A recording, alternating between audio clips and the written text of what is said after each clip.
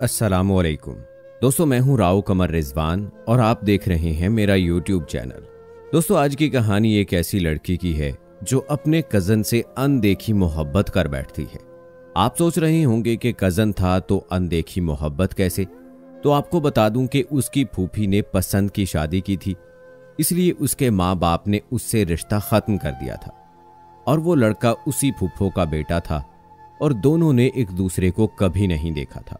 तो क्या इन दोनों की मोहब्बत निकाह में बदल पाएगी या फूफो की पसंद की शादी उन दोनों की मोहब्बत का गला घोंट देगी, या फिर ऐसा कुछ होगा शाहीना और नदीम ही नहीं बल्कि सब टूटे रिश्ते मिल जाएंगे? क्या होगा, ये सब कुछ जानने के लिए आज की इस कहानी को आखिर तक लाजमी देखिएगा। अगर आपने अभी तक मेरे चैनल को सब्सक्राइब नहीं किया तो अभी सब्सक्राइब कर लें, साथ में बेल आइकॉन को भी प्रेस कर दें ताकि लेटेस्ट अपलोड होने वाली सबक आमूज कहानियां आप तक बर वक्त पहुंचती रहें। और दोस्तों, कमेंट बॉक्स में वीडियो के हवाले से अपनी राय ज़रूर दिया करें कि आपको मेरी ये कोशिश कैसी लगती है, जिससे बहुत से लोगों के मसाइल और उनका हल और कुछ ऐसी कहानियां जो कि आपकी ज़िंदगी को बदल देंगी कैसी लगती हैं। तो चलिए दोस्तों, शुरू करते हैं आज की कहानी।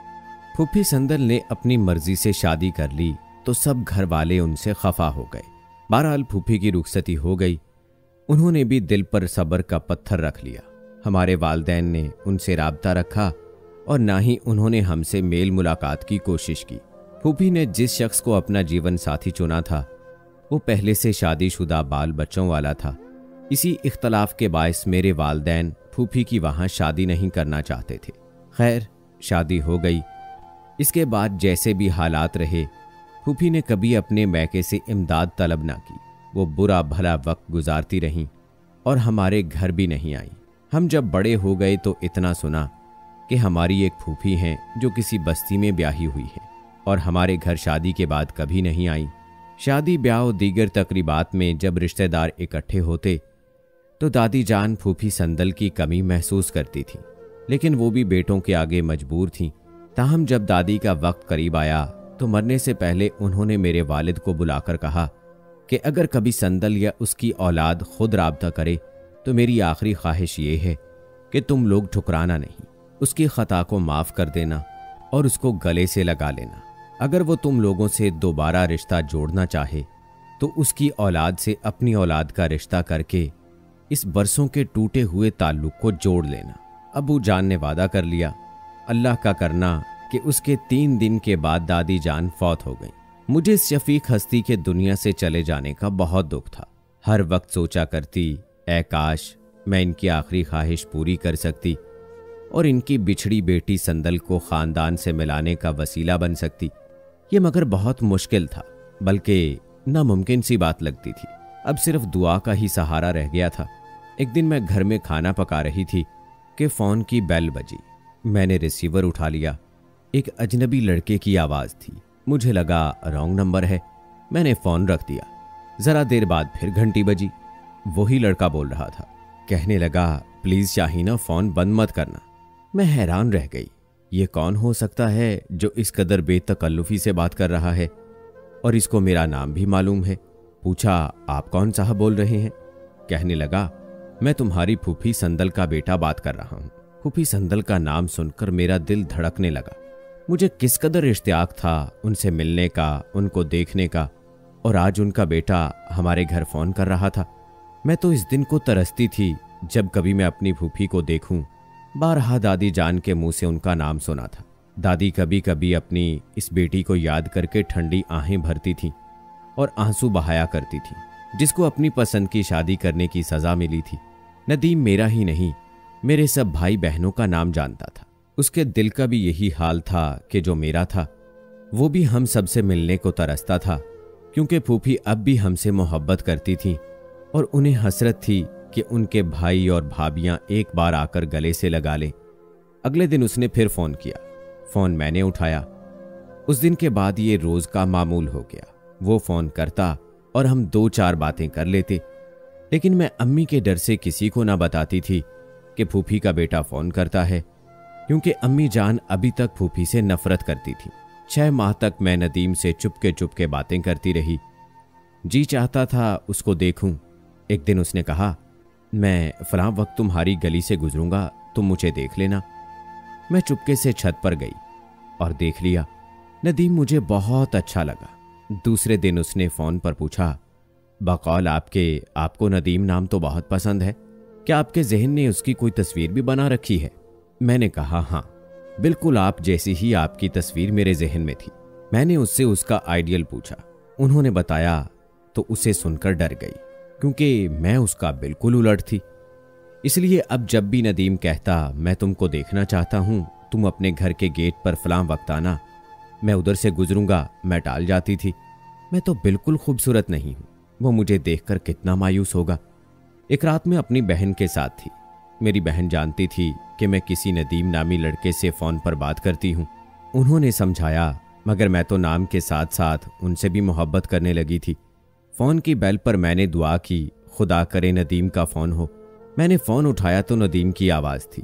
उसने एक जनरल स्टोर शहर में बनाया हुआ था, जबकि पहले वो अपनी बड़ी अम्मी के पास बस्ती में रहता था और उसकी अपनी अम्मी यानी हमारी फूफी और फूफा जान कोयटा में रहते थे, क्योंकि फूफी की मुलाजमत कोयटा में थी।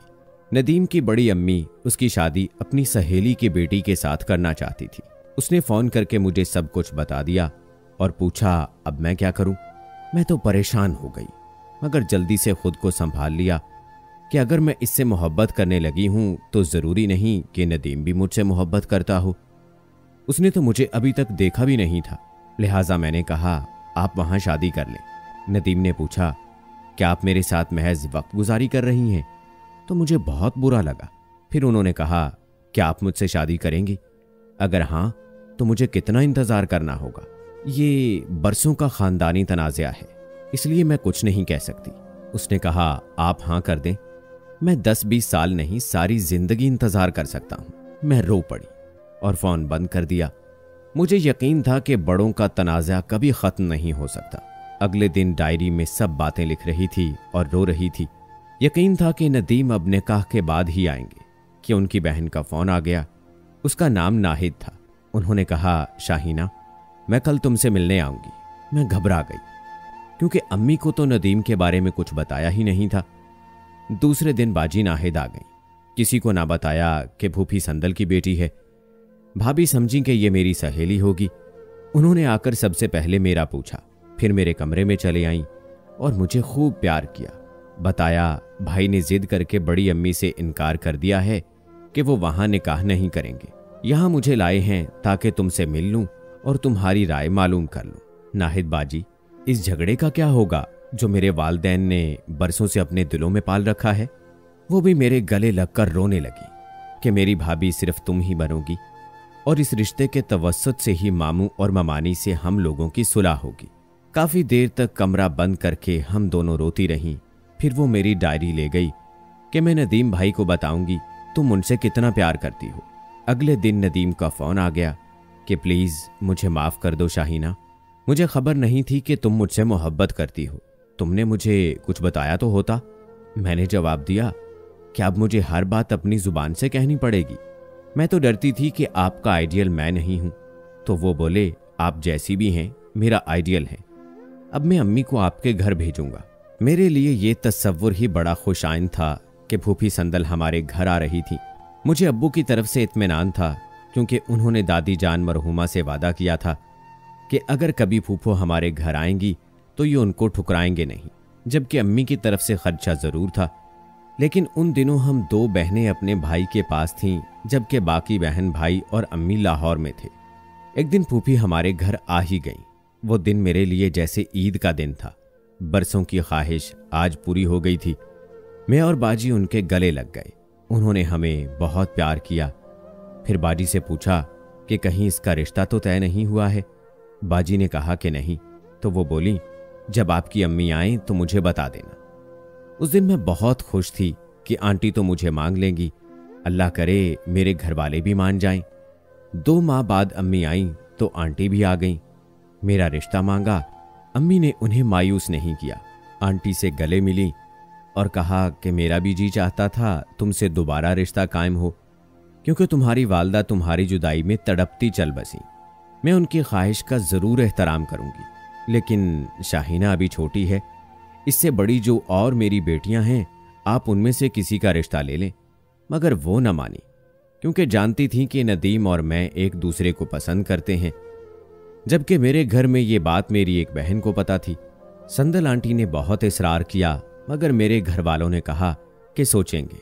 मेरी बहनों ने अम्मी को काफी समझाया, वो ना मानी। एक दिन अम्मी हमारी सहेलियों के घर गईं, तो उन्होंने भी अम्मी से कहा कि आप वहां रिश्ते के लिए हां कर दें। तब मेरी अम्मी समझ गईं कि जरूर कोई बात है जो सब इतना कह रहे हैं। कुछ दिन रहकर अम्मी वापस लाहौर चली गईं। बड़ी ईद में एक दिन बाकी था। किसी बात पर नदीम मुझसे नाराज थे। मैं बाजार उनके लिए गिफ्ट लेने गई और उनकी दुकान पर चली गई। थोड़ी देर बाद मैंने कहा, मुझे रिक्शा करवा दें, घर जाना चाहती हूं। हम रोड पर आए, सामने से मेरा बड़ा भाई आ रहा था। उसने हमें देख लिया। हम एकदम से वापस मुड़े और एक दुकान में चले गए। थोड़ी देर बाद हम रोड क्रॉस करने लगे तो वहां मेरा छोटा भाई नजर आया। अब तो मेरे हवास बिल्कुल ही जवाब दे गए। नदीम ने मुझे रिक्शे में बैठा दिया और तसल्ली दी, घबराओ नहीं, भाई ने नहीं देखा है। मैं सुबह ईद की नमाज के बाद आपकी गली में आऊंगा। भाई ने देख लिया है, आप अब मत आना, मैंने उसे बताया। घर आकर मैंने बहन को सारी बात बता दी। थोड़ी देर बाद भाई आ गए। वो बहुत गुस्से में थे। कहने लगे, मैं आज तुझे जिंदा नहीं छोड़ूंगा। उन्होंने मुझे खूब मारा। मैं बेहोश हो गई। जब बड़े भाई घर आए तो उन्होंने बताया कि ये नदीम के साथ बाजार में घूम रही थी। सुबह ईद थी और चांद रात को मेरी शामत आई थी। जब मुझे होश आया और मैं कुछ सोचने के काबिल हुई तो ख्याल आया, भाई इतने गुस्से में हैं, नदीम हमारी गली में आए तो ना जाने भाई उनके साथ क्या सलूक करें। मैंने बड़ी मुश्किल से एक कागज पर लिखा कि आप सुबह हमारी गली में नहीं आना, बल्कि बस्ती चले जाना। अपनी बहन से कहा, सुबह सबसे पहले ये नदीम को भिजवा देना।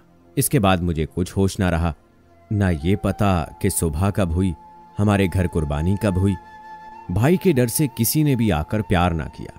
शाम को भाभी ने आकर प्यार करके उठाया कि कल से भूखी हो, कुछ खा लो।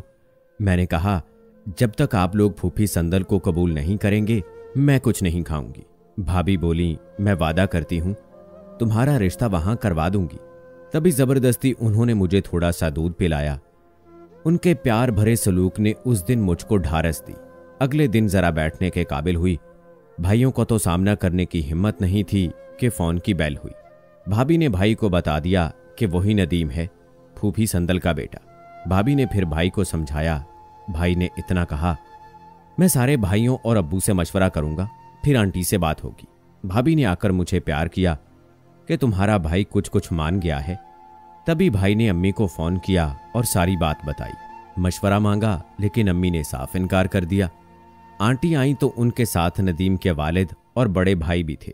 सबके समझाने से भाई ने हां कर दी, क्योंकि एक दिन पहले तीनों भाइयों ने इकट्ठे बैठकर फैसला किया था कि बदनामी से अच्छा है कि हम खुद ही इज्जत से ये रिश्ता कर लें। भाई ने नदीम के घर वालों को हां कर दी और 2 दिन बाद मंगनी का दिन भी दे दिया। उन्होंने अम्मी को दोबारा फोन किया, मगर वो किसी तरह ना मानी। आखिर तीनों भाइयों ने अम्मी को समझाया कि अब हमने हां कर दी है, अब हमारी इज्जत का मसला है, आप हां कर दें।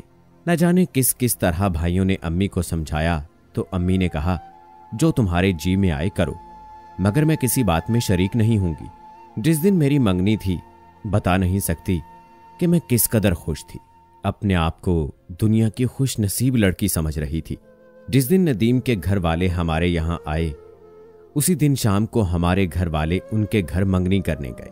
मैं घर में अकेली थी कि फोन की बेल हुई। रिसीवर उठाया तो नदीम थे। उन्होंने बताया कि आपके घर वाले दूसरे कमरे में हैं, मैं चोरी से आपको मुबारकबाद दे रहा हूं। मैं बेहद खुश हुई। फिर नदीम ने चुपके से हमारी गली का एक चक्कर लगाया। आज वो इतने अच्छे लग रहे थे, चेहरे से खुशी झलक रही थी। मेरा छोटा भाई इस कदर खुश था, बोला, आपने गिफ्ट नहीं बनवाया? मैंने कहा, लाएगा कौन? वो बोला, मैं लाता हूं। वो गिफ्ट ले आया। मैंने अपनी तरफ से फूफी को गिफ्ट भेजा। दरअसल मेरे भाइयों और बहनों को भी फूफी संदल के मिलने की बेहद खुशी थी और इस खुशी का वसीला मैं और नदीम बने थे। आज मेरी मंगनी को कुछ दिन गुजरे हैं और अब मेरी शादी दिसंबर में होगी। आज मैं अपने आप को बहुत खुशकिस्मत समझती हूँ और दुआ देती हूँ कि इस चांद रात को जब मेरे भाई ने मुझे बाजार में देखा नाराज तो हुए पर संजीदगी से सोचा भी। यूं थोड़ी सी कुर्बानी का सिला मुझे और नदीम को दायमी खुशी की सूरत में मिला। अगर नदीम की अम्मी मेरी सगी फूफी ना होती तो शायद हमारी कहानी का अंजाम अलमनाक ही होता। यही सोचकर आज भी लरस जाती हूँ।